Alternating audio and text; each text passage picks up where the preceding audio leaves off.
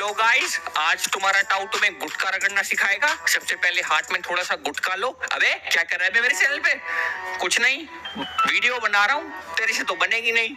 अबे मैं 2-4 दिन इधर उधर क्या हो जाता हूँ, तो मेरे चैनल पे गुटखा बनाना सिखाएगा क्या? 2-4 दिन लोग मिस यू फॉरमैन आर्मी लिखते लिखते पागल हो गए, लेकिन तू वापस नहीं आया। और 2-4 दिन की तो बात मत कर, 2 साल हो गए इंटर को गए हुए। अबे ताऊ हो जाता है कभी कभी ऐसा यार। स्क्रिप्ट लिख रहा था। अबे ऐसी कौन सी स्क्रिप्ट लिख रहा था? अबे ताऊ वीडियो फनी बनानी पड़ती है ना। अबे वीडियो को फनी बनाने के लिए मैं बीच में गुटखा ठोक दूंगा ना बच्चा। वाह, ऑडियंस को गुटखा लगाने का अच्छा तरीका है।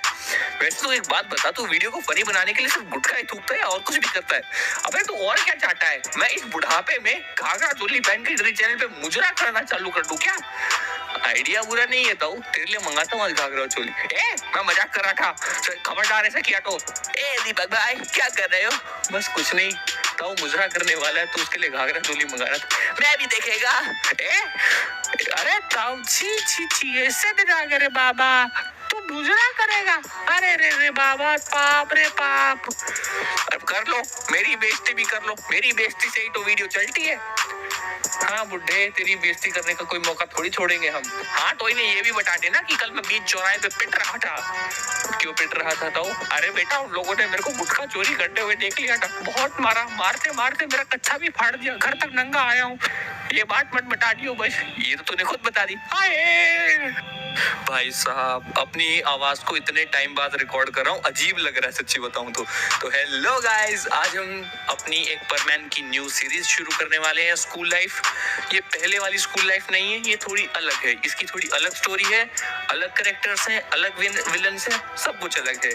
तो गाइस शुरू करते हैं बिना किसी बकवास के। नहीं, वो तो करूंगा ही मैं बुड्ढे, खबरदार, उसके बिना व्यूज नहीं आएंगे, बता रहा हूँ। ठीक है, कर लियो फिर। तो गाइस कहानी शुरू होती है, हम देखते हैं कि मिक्सू, सुमीरे, पायान एक ही क्लास में पढ़ते हैं। अभी तक ये सब परमैन नहीं बने हैं और ये एक दूसरे को बस एज अ फ्रेंड जानते हैं, इनका आपस में कोई स्पेशल बॉन्ड नहीं है। एक दिन हम देखते हैं कि मिक्सू क्लास में आ रहा होता है, तभी वो एकदम से फ्लोर पे गिर जाता है और सभी बच्चे उसका मजाक उड़ाने लग जाते हैं एज यूजुअल। और पायान उसकी थोड़ी सी हेल्प कर देता है, उसको उठा देता है। फिर पायान के ऊपर भी एक बाल्टी आकर गिरती है और सब लोग उस पर भी हंसने लग जाते हैं। ये दोनों बिल्कुल अपनी लाइफ से हारे हुए थे। इनको ये था कि भाई साहब हम कभी कुछ कर पाएंगे या नहीं कर पाएंगे।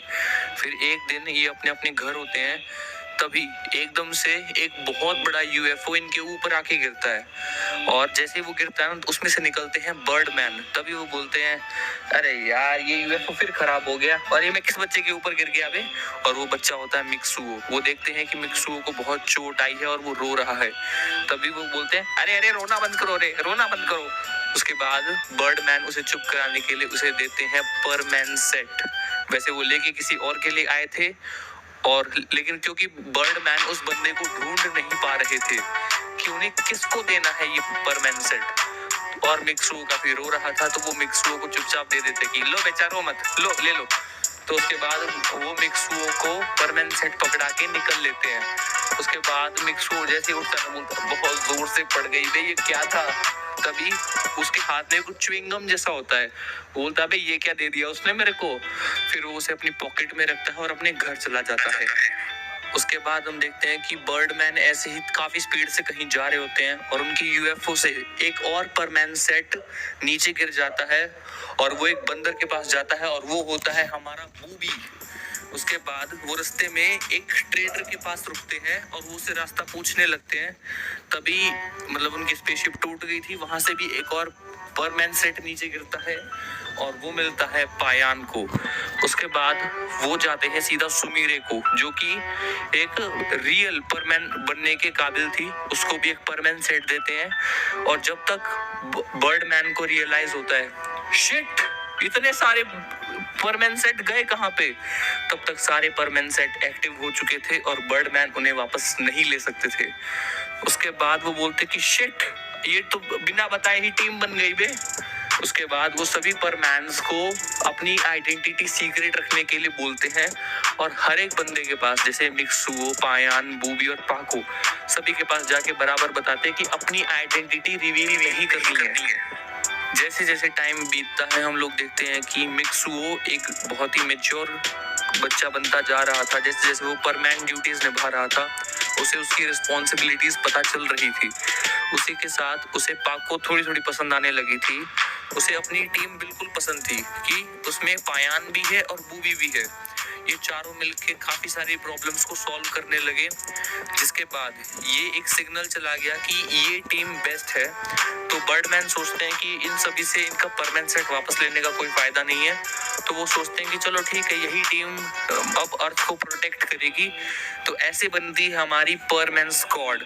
उसके बाद हम लोग देखते हैं एक दिन परमैन स्कूल जाता है और उसे वहां जाने के बाद जैसे ही कोई बंदा फिर से उसे गिराने की कोशिश करता है ना, मिक्सू एक हाथ घुमाता है और वो बंदा ही दूर जाके गिरता है। तभी मिक्सू अपने हाथ को गौर से देखने लगता है कि ये हुआ क्या एकदम से। मेरे अंदर इतनी ताकत नहीं है कि मैं घुमा के इस बंदे को दूर फेंक दूं। उसके बाद वो इस बारे में बर्डमैन से बात करता है। तभी बर्डमैन बताते हैं कि ये परमैन सेट का कमाल है, तुम अपनी नॉर्मल बॉडी में भी अपनी सारी पावर्स को फील कर पाओगे। उसके बाद परमैन काफी ज्यादा खुश हो जाता है और वे बात सुनकर वो बोलता है कि अब मजा आएगा। उसके बाद अगले दिन से हम देखते हैं कि पाको ड्यूटी पे नहीं आ रही होती है।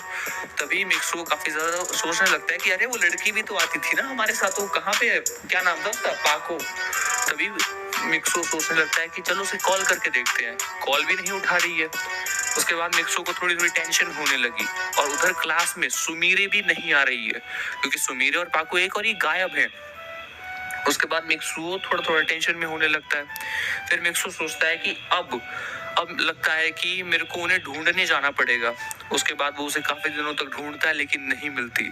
बिल्कुल मतलब कि अपनी शरीर की सारी ताकत इस्तेमाल कर देता है, इधर उधर ढूंढता है, सब जगह ढूंढता, नहीं मिलती।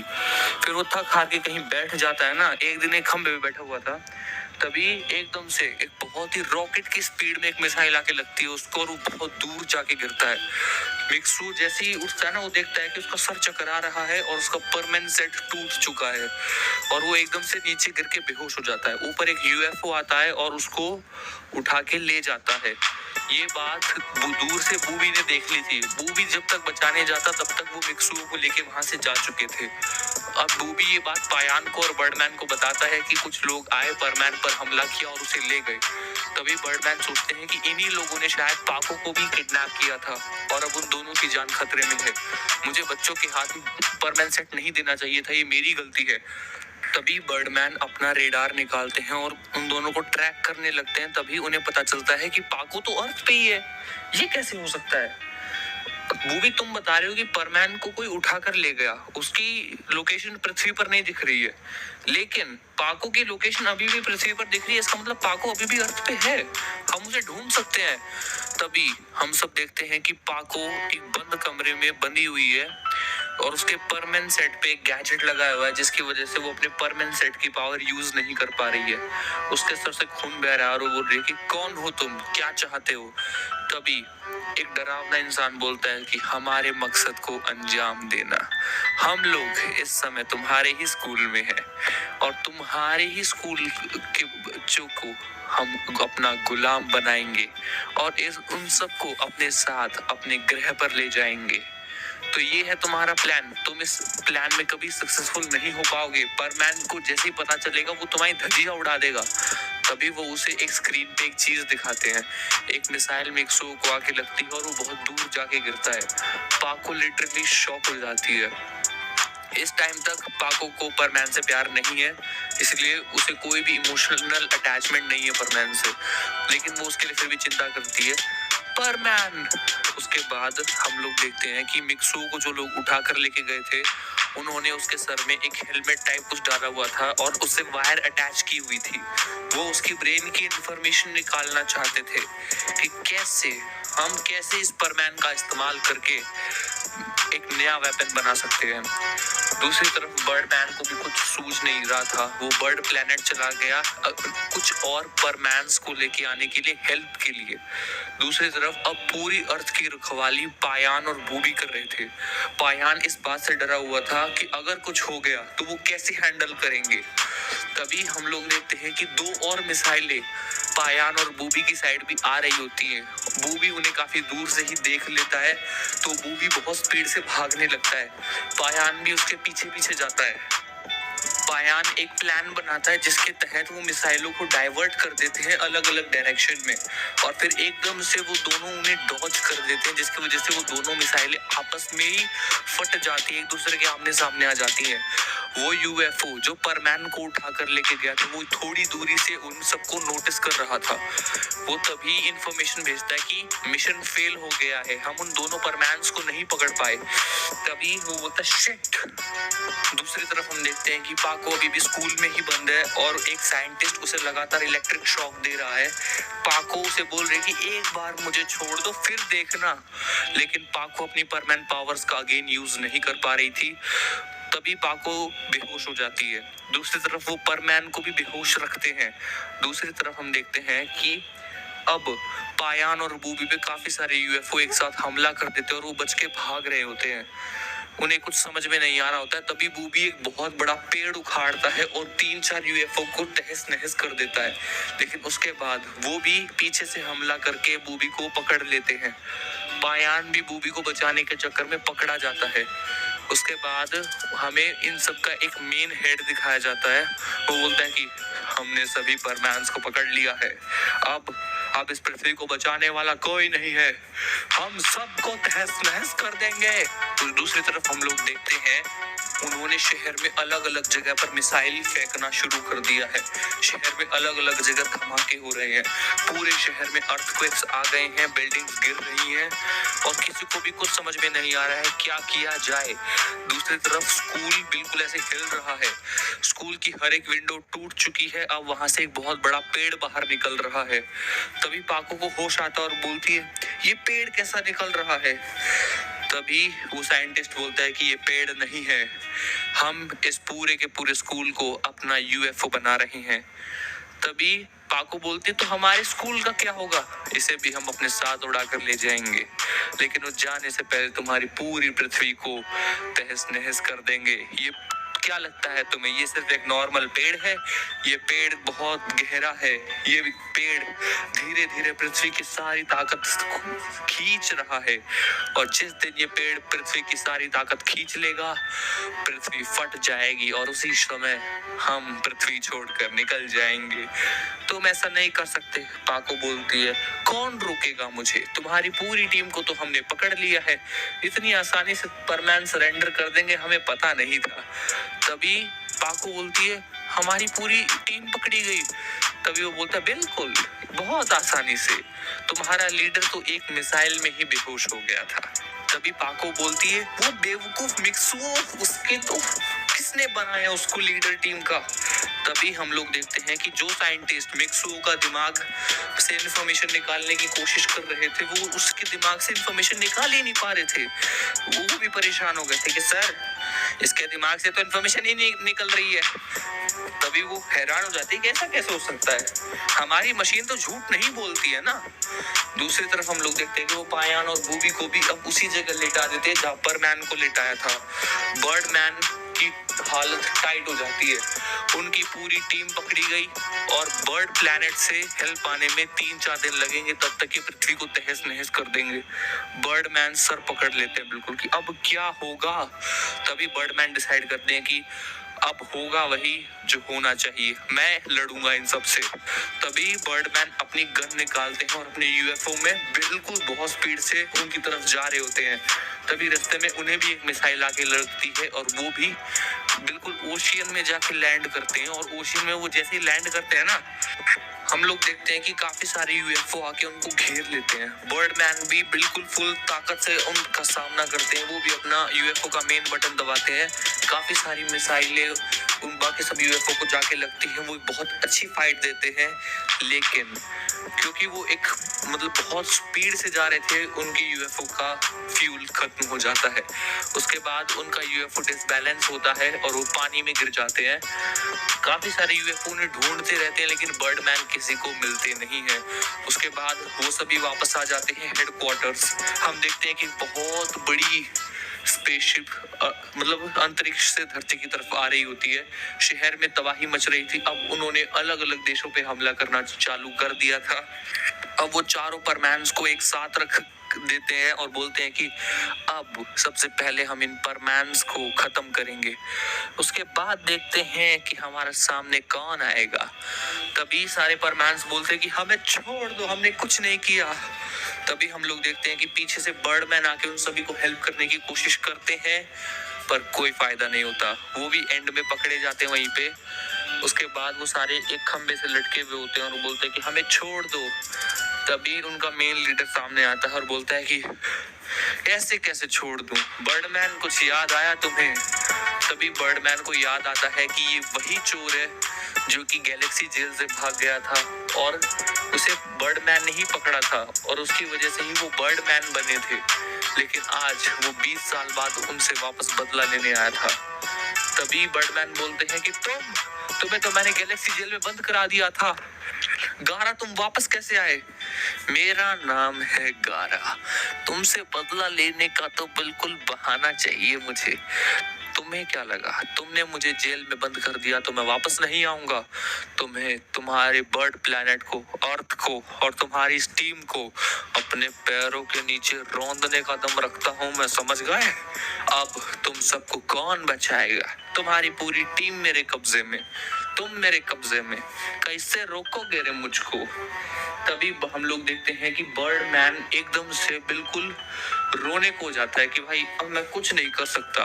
दूसरी तरफ शहर में अलग अलग जगह पर हमले अभी भी चालू रहते हैं और स्पेसशिप्स बच्चों को पकड़कर लाना चालू कर देती है और जैसे जैसे वो बच्चों को पकड़ के लेके आती थी वो उन्हें बेहोश कर देते थे। हम जल्दी ही हमारे मिशन में सक्सेसफुल हो जाएंगे और फिर इस प्लेनेट का खात्मा हो जाएगा। दूसरी तरफ हम लोग देखते हैं कि एकदम से मिक्सू रोबोट में कन्वर्ट होकर नीचे गिर जाता है और तब सब हैरान हो जाते हैं कि ये कैसे हो सकता है बे, मिक्सू रोबोट में कैसे बदल गया? एक्चुअली मिक्सू ने उस दिन काम चोरी की थी। वो थक गया था, रोपाको को और नहीं ढूंढ सकता था, इसीलिए उसने अपने रोबोट को भेजा और वो इतनी देर से उस रोबोट को ही पकड़े हुए थे। दूसरी तरफ हम लोग देख रहे थे कि मिक्सू काफी जगह पर छुपा हुआ था। वो चाहता था कि वो कुछ ना कुछ करके अपनी टीम को बचा ले, लेकिन वो ऐसा नहीं कर पा रहा था। उसका परमानेंट सेट ऑलरेडी डिस्ट्रॉय हो चुका था। वो उस जगह जाता है जहाँ पे उसका टूटा हुआ परमानेंट सेट रखा होता है, वो उसे उठा के चुपचाप घर आ जाता है और वो अपने परमानेंट सेट को जैसे तैसे जोड़ने की कोशिश करता है, लेकिन वो नहीं जुड़ता है। परमैन को समझ में नहीं आ रहा होता कि वो करे क्या। ये एलियन टेक्नोलॉजी है, मैं एक बच्चा हूँ, मैं इसे कैसे ठीक कर सकता हूँ?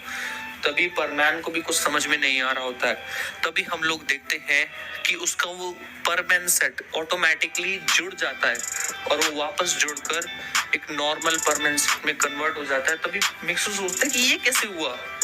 तभी परमैन सेट उसे बताता है कि जब परमैन सेट टूटता है तो वो ऑटोमेटिकली 12 घंटे बाद अपने आप ठीक हो जाता है। ये मतलब एक इम्यून सिस्टम है परमानेंट सेट का। तभी मिक्सू काफी ज्यादा खुश हो जाता है और वो जैसे ही परमानेंट सेट पहनता है ना, अचानक से 3-4 यूएफओ उसके पीछे पड़ जाते हैं कि हमें एक और परमैन मिल गया है, अब हम इसे नहीं छोड़ेंगे। मिक्सू फुल स्पीड से भाग रहा होता है, लेकिन अब 4-5 यूएफओ मिलकर उसका पीछा कर रहे होते हैं और उसे चारों तरफ से घेर लेते हैं। परमैन अपनी पूरी ताकत लगा के एक यूएफओ को तहस नहस करके जमीन पे गिरा देता है, लेकिन बाकी तीनों यूएफओ उस पर हमला कर देते हैं और मिक्सू हवा में उछल जाता है एकदम से और फिर वो उसे भी पकड़ लेते हैं। उसके बाद वो उसे पकड़ के भी स्कूल लेके जाते हैं जहाँ पर गारा खड़ा होता है और गारा बोलता है कि आ गए मिक्सू, पहचाना नहीं? तभी मिक्सू बोलता है कि कौन हो तुम, मैंने तुम्हें नहीं पहचाना। ये वो टाइम था जब गारा पास्ट में आया था।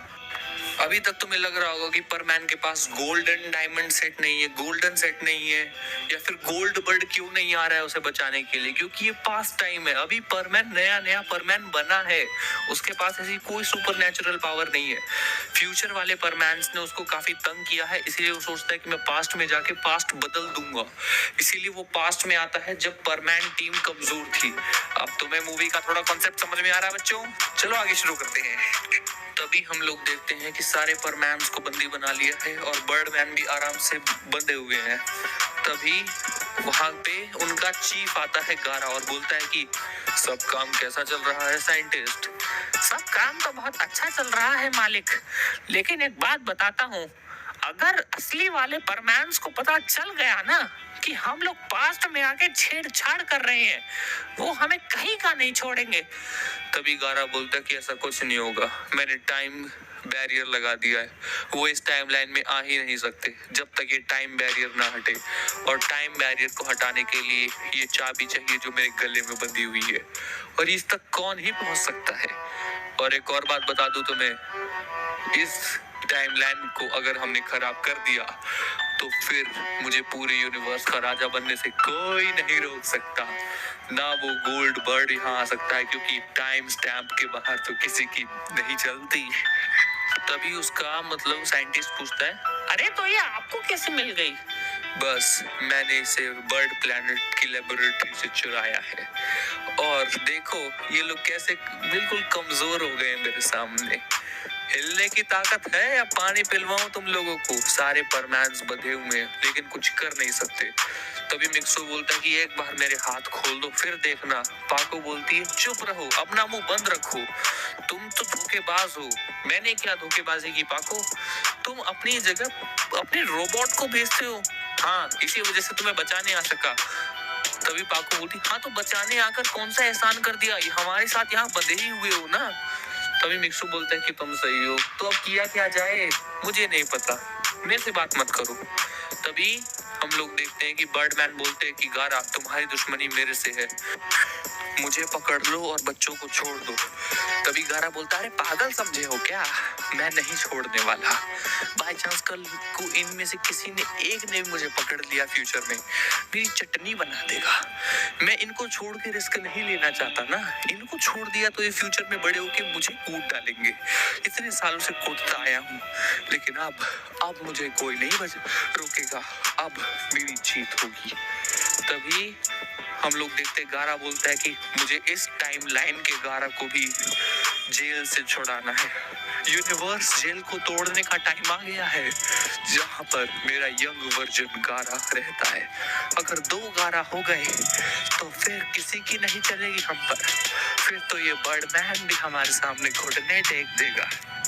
तभी वो साइंटिस्ट बताता है कि सर हमने पृथ्वी की 90% पावर एब्जॉर्ब कर ली है, हम किसी भी टाइम ये प्लेनेट छोड़कर जा सकते हैं। तभी मतलब कि वो साइंटिस्ट बोलता है, चलो सर अभी चलते हैं, मेरे को रिस्क लेना ही नहीं है। तभी गारा बोलता है, ठीक है चलो इस प्लेनेट से। तभी हम लोग देखते हैं कि सब कुछ बहुत बुरी तरीके से शेक कर रहा होता है, और वो पूरा मतलब स्कूल और बच्चे लेकर उड़ जाते हैं आसमान में। तभी जैसे ही वो रॉकेट ऊपर जा रहा होता है ना, मिक्सू बिल्कुल अपने आप को फ्री कराने की कोशिश करता है। तभी पाको बोलती है, बेफालतू की हरकतें करना बंद करो मिक्सू, मैं तंग आ गई हूँ तुमसे, मैं तुम्हारे साथ काम क्यों करती हूँ मुझे ही नहीं पता है।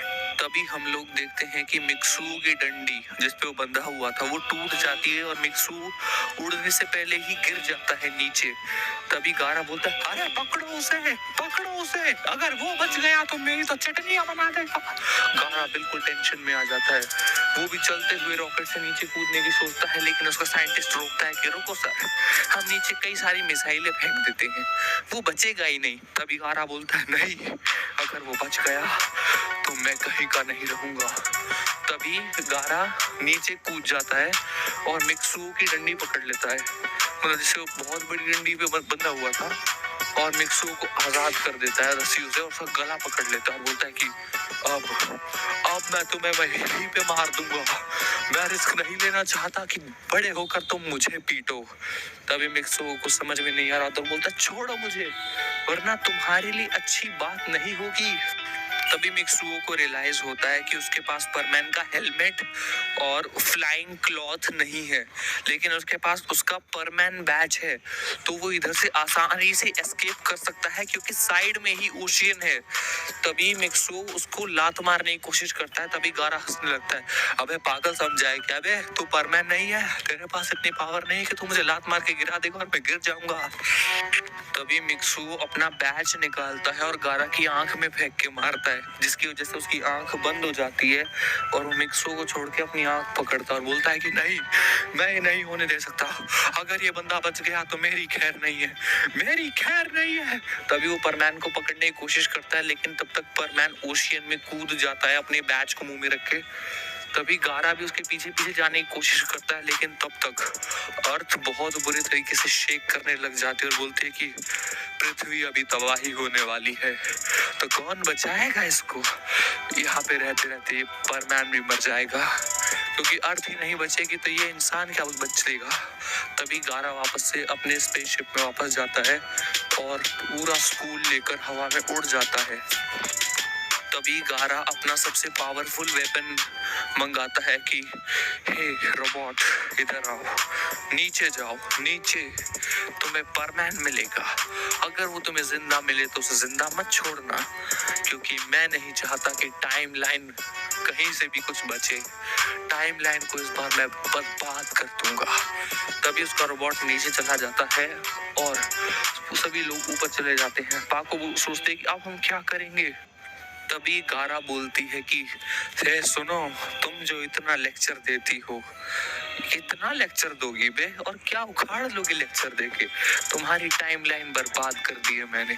पृथ्वी अब से अगले 24 घंटे में तहस नहस हो जाएगी खुद, और कोई मेरा कुछ नहीं बिगाड़ पाएगा। गारा हंसते हुए जा रहा था अपनी स्पेसशिप में। दूसरी तरफ हम लोग देखते हैं कि ओरिजिनल टाइमलाइन के सभी परमैन्स बोलते हैं कि शिट, उसने टाइम बैरियर लगा रखा है, हम लोग क्या करेंगे? तभी बर्डमैन बोलते हैं कि देखो, हम कुछ भी नहीं कर सकते हैं, हम इस समय यहाँ पर बैठकर टाइम स्टैम्प का हटने का वेट नहीं कर सकते, टाइम बैरियर को तोड़ना ही होगा हमें। तभी गोल्डन बर्ड बोलते हैं कि मैं भी टाइम बैरियर के उस पार नहीं जा सकता, अगर उसने किसी तरीके से टाइमलाइन तबाह कर दी तो तुम सब गायब हो जाओगे। तभी जो ओरिजिनल टाइमलाइन का परमैन होता है तभी बोलता है कि कुछ तो करना पड़ेगा, कुछ करना पड़ेगा। क्या हमारे पास कोई टाइम मशीन नहीं है बर्डमैन? तभी बर्डमैन बोलते कि एक ही थी, लेकिन गारा लेकर भाग गया और भागकर पास्ट में चला गया। पास्ट में जब मैंने तुम सबको परमैन बैचेस दिए थे और तब तुम सब नई टीम बने थे, उस टाइम पर ऐसी कोई घटना नहीं हुई थी, लेकिन गारा पास्ट में जाकर इस टाइमलाइन के साथ छेड़छाड़ कर रहा है। अगर ऐसा हुआ तो तुम सब मर जाओगे।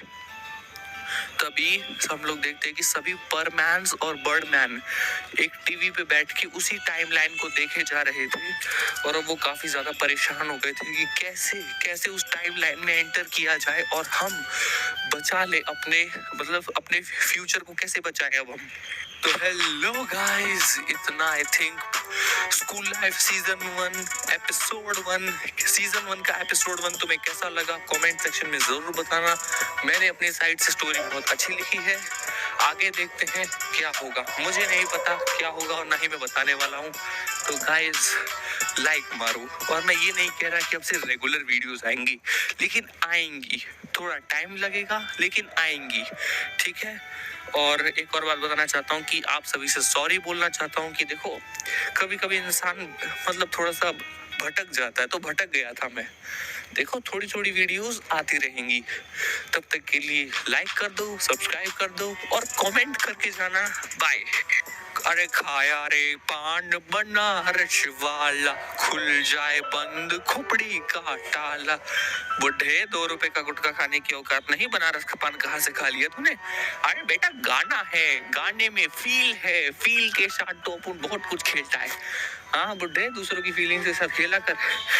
I am not red flag बेटा, रेड फ्लैग। बुढ़े, ताई के सोते हुए तू जो चंपा आंटी पे लाइनें मारने की कोशिश करता है ना, वो छोड़ दे, किसी दिन इतनी बुरी तरीके से कुटेगा क्या बताऊं।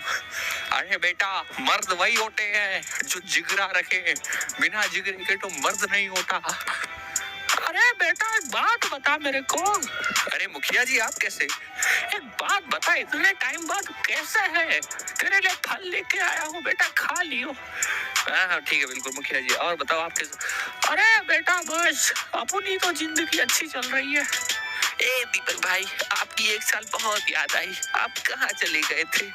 वैसे यार कॉलेज में उलझ गया था मैं भी। मैं नहीं पूछेगा क्यों, तेरे को एड्स है? ए किसने कहा मेरे को एड्स है? तो तू क्यों नहीं पूछेगा? मतलब मैं तो तेरे साथ ही रहता हूँ ना। हाँ बुढ़े, ये तो अलग अलग रहते हैं ना मेरे से। अच्छा एक बात बता मेरे को, अगली वीडियो कब तक आएगी?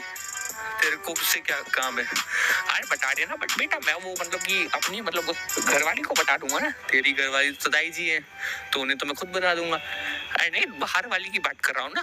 क्या बोले तुम? अरे और बच्चों की टाइट तुम इधर। मैंने ताई जी को पीछे से बुला लिया था ना।